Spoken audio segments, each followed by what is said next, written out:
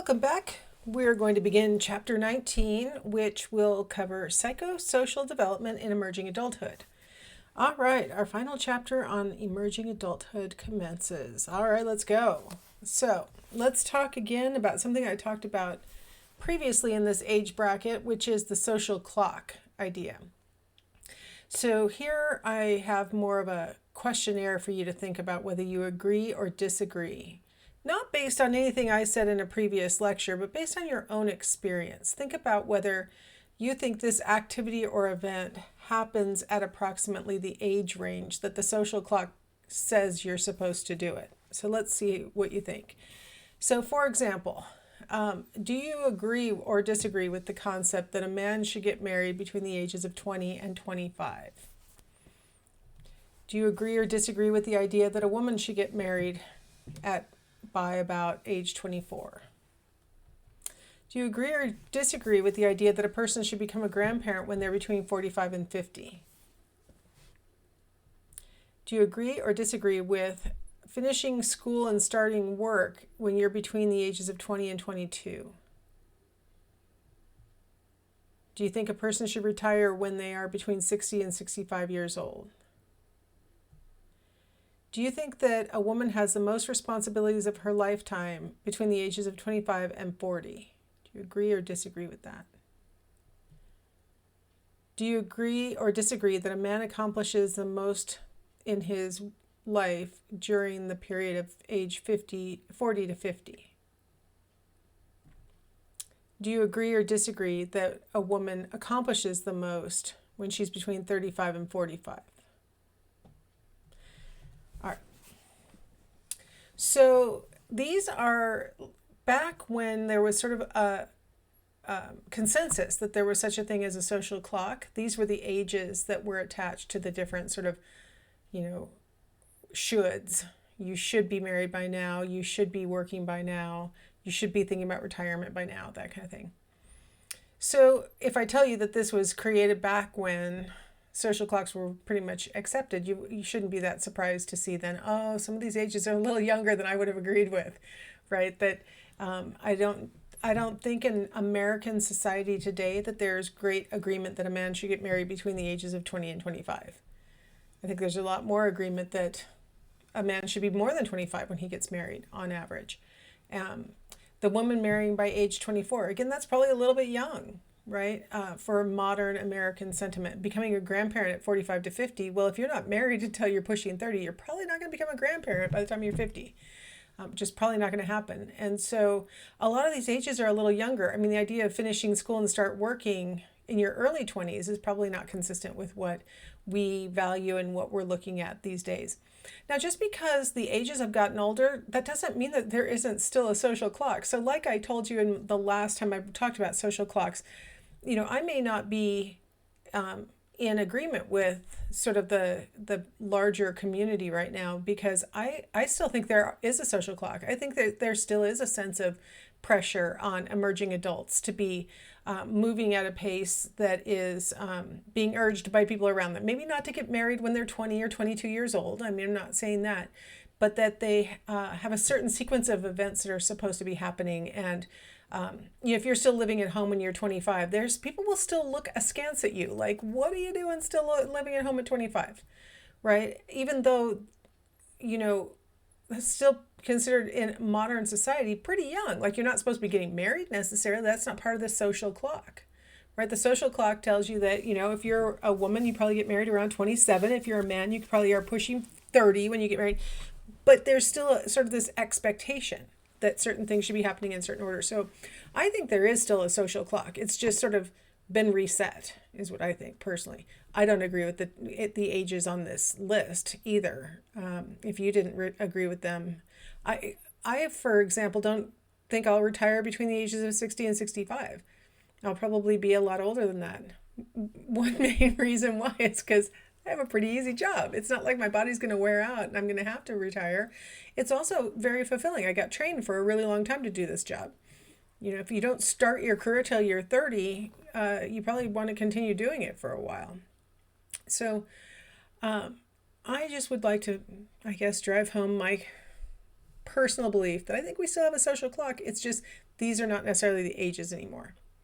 All right, let's get into what people are more likely to agree on, and that is that Erikson's stages of development have now taken a shift away from just purely self-oriented to now self-oriented, and then we're going to move into other-oriented. So at the end of adolescence, we were talking about the identity versus role confusion or role diffusion stage. And really, this is supposed to be part of adolescence. But Erikson said you might be searching for your identity well into your 20s. So some people are still actively striving, or maybe they're in moratorium or something during the 20s. But and whereas others might have moved on to the next stage. So there can be, this is one of those age brackets where some people might still be on that more self-oriented identity search, and others may be moving more into the other-oriented intimacy search. Let's talk about how the identity issue starts to manifest itself in emerging adulthood. Our textbook calls it identity achieved. And I'm not, like I said, I'm not exactly sure that in emerging adulthood identity is going to be achieved. Erikson gives us all the way through our 20s to be striving for identity. And so I think it's really super important for me to mention that, because if you're listening and you're thinking to yourself, that maybe you still have some degree of confusion or moratorium going on, that's completely normal. And, I would like to introduce the idea that there are lots of components to our identity that need to be sorted out. And so some parts of your identity you might have more firmly rooted, and other parts you're still working on. So let's talk a little bit about one part of our identity, which is our ethnic identity. One of the things that's really nice about college in particular is that people come from all different walks of life in different places. So you have a better chance of finding more people who share your ethnic identity, and you have a better chance of really starting to develop that identity in a way that maybe had not been possible previously. Sometimes our ethnic identity gets so mixed up with our home identity, our familial identity, that we start to wonder, is this really like a larger identity that I am sharing with other people, or is this really just a manifestation of my household, style?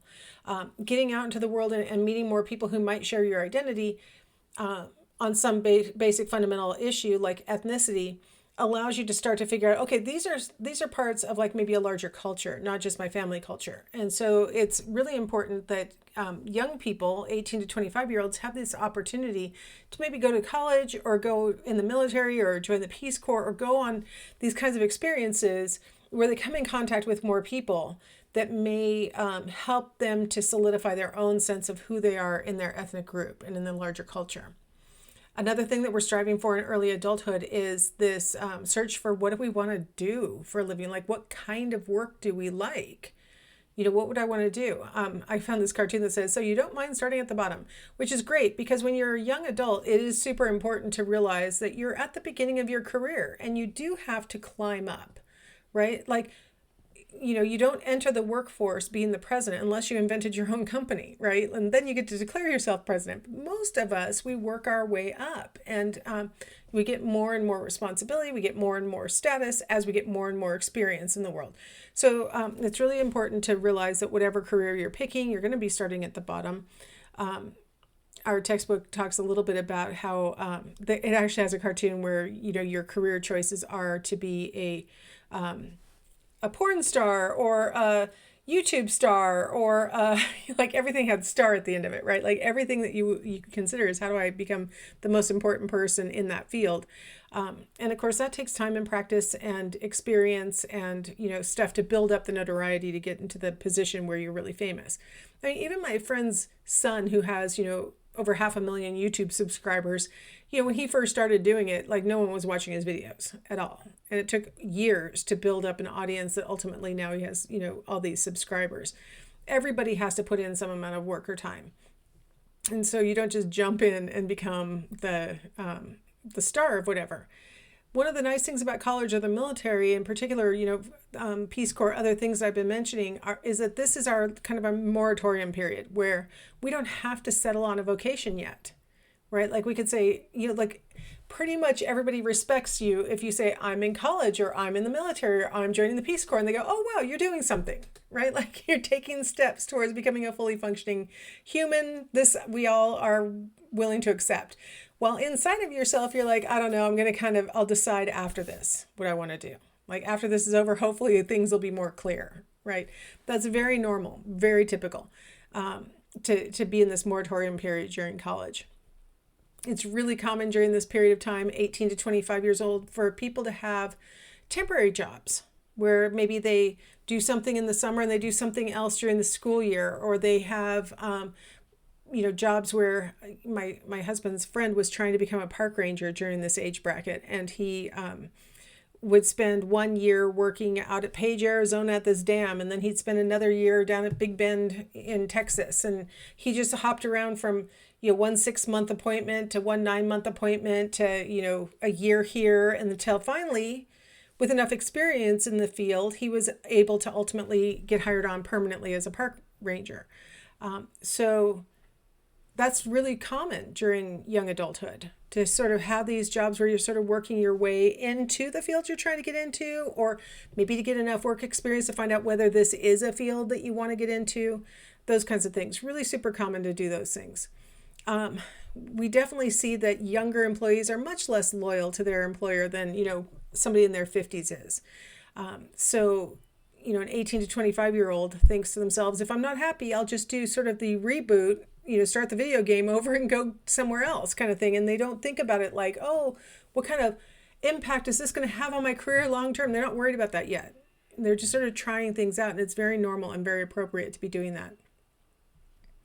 Now, something I wanted to share with you is a new model of, well, it's not really a new model, is a model of the factors that help to determine, like what kind of vocational interest you might have.